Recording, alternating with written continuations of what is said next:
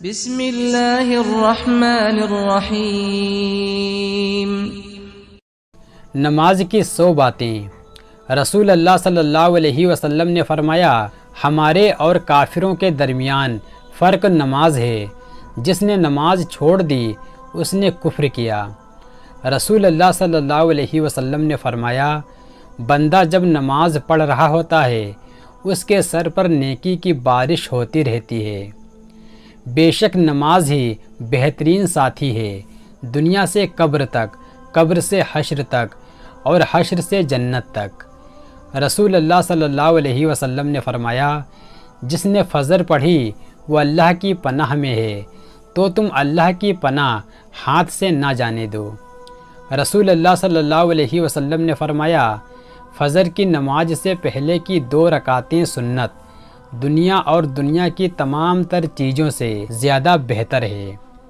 رسول اللہ صلی اللہ علیہ وسلم نے فرمایا، ہرگز وہ آدمی جہنم میں داخل نہیں ہو سکتا جو سورج نکلنے سے پہلے فجر کی نماز اور سورج غروب ہونے سے پہلے عصر کی نماز پڑھے۔ حضرت علی رضی اللہ تعالیٰ عنہ نے فرمایا، نماز کی فکر اپنے اوپر فرض کر لو، اللہ کی قسم دنیا کی فکر سے آزاد ہو جاؤ گے اور کامیابی تمہارے قدم چومے گی۔ رسول اللہ صلی اللہ علیہ وسلم نے فرمایا، نماز کے لیے دوڑتے ہوئے مت آیا کرو، بلکہ اطمینان اور سکون سے آیا کرو۔ جتنی نماز مل جائے وہ پڑھ لیا کرو، اور جو رہ جائے اسے مکمل کر لیا کرو۔ حضرت ابو ظہیم رضی اللہ تعالیٰ عنہ سے روایت ہے کہ رسول اللہ صلی اللہ علیہ وسلم نے فرمایا، نمازی کے آگے سے گزرنے میں جو گناہ ہے اگر گزرنے والا جانتا تو 40 سال کے کھڑے رہنے کو گزرنے سے بہتر جانتا۔ راوی کہتے ہیں، میں نہیں جانتا کہ 40 دن کے ہے یا 40 مہینے یا 40 سال۔ رسول اللہ صلی اللہ علیہ وسلم نے فرمایا، نماز کا چھوڑ دینا بندے اور کفر کے درمیان جوڑ لگا دینے والی چیز ہے۔ رسول اللہ صلی اللہ علیہ وسلم نے فرمایا، بچے 7 سال کے ہو جائیں تو انہیں نماز پڑھنے کا حکم دو، اور جب وہ 10 سال کے ہو جائیں تو انہیں نماز چھوڑنے پر سزا دو۔ رسول اللہ صلی اللہ علیہ وسلم نے فرمایا، اللہ تعالیٰ فرماتا ہے، میرا بندہ فرض نماز ادا کرنے کے بعد نفل عبادتیں کر کے مجھ سے اتنا نزدیک ہو جاتا ہے کہ میں اس سے محبت کرنے لگ جاتا ہوں۔ رسول اللہ صلی اللہ علیہ وسلم نے فرمایا، 5 نمازیں اور جمعہ اگلے جمعے تک اور ماہ رمضان اگلے ماہ رمضان تک گناہوں کا کفارہ ہے، جب تک کہ کبیرہ گناہوں سے بچا جائے۔ رسول اللہ صلی اللہ علیہ وسلم نے فرمایا، اگر لوگوں کو معلوم ہوتا کہ اذان اور صفحے اول میں کتنا ثواب ہے اور پھر انہیں اس کے حاصل کرنے کے لیے قرہ اندازی کرنی پڑتی تو وہ ضرور قرہ اندازی بھی کرتے۔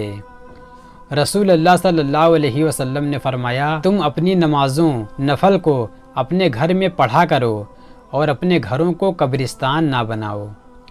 رسول اللہ صلی اللہ علیہ وسلم نے فرمایا، نماز کی طرف اٹھنے والا ہر قدم صدقہ ہے۔ حضرت عبداللہ رضی اللہ تعالیٰ عنہ سے روایت ہے کہ رسول اللہ صلی اللہ علیہ وسلم نے فرمایا، جو لوگ جمعے میں حاضر نہیں ہوتے ہیں ان کے حق میں ارادہ کرتا ہوں کہ حکم کروں ایک شخص کو جو لوگوں کو نماز پڑھائے، پھر میں جلا دوں ان لوگوں کے گھر جو جمعے کو نہیں آتے۔ رسول اللہ صلی اللہ علیہ وسلم کو جب کوئی مشکل درپیش ہوتی تو آپ صلی اللہ علیہ وسلم فوراً نماز کی طرف متوجہ ہو جاتے۔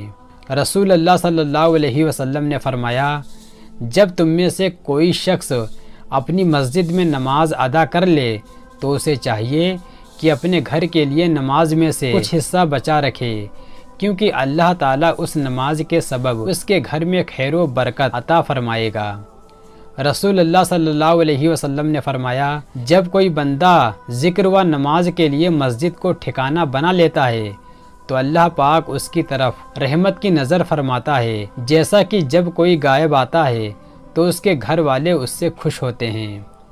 رسول اللہ صلی اللہ علیہ وسلم نے فرمایا، نماز میں جمعائی آنا شیطان کی طرف سے ہے، لہٰذا جب تم میں سے کسی کو نماز میں جمہائی آئے تو جہاں تک ہو سکے منہ کو بند کیے رکھیں۔ اگر کامیابی چاہتے ہو تو نمازی بن جاؤ، کیونکہ نماز کے بغیر کوئی بھی کامیابی ممکن نہیں۔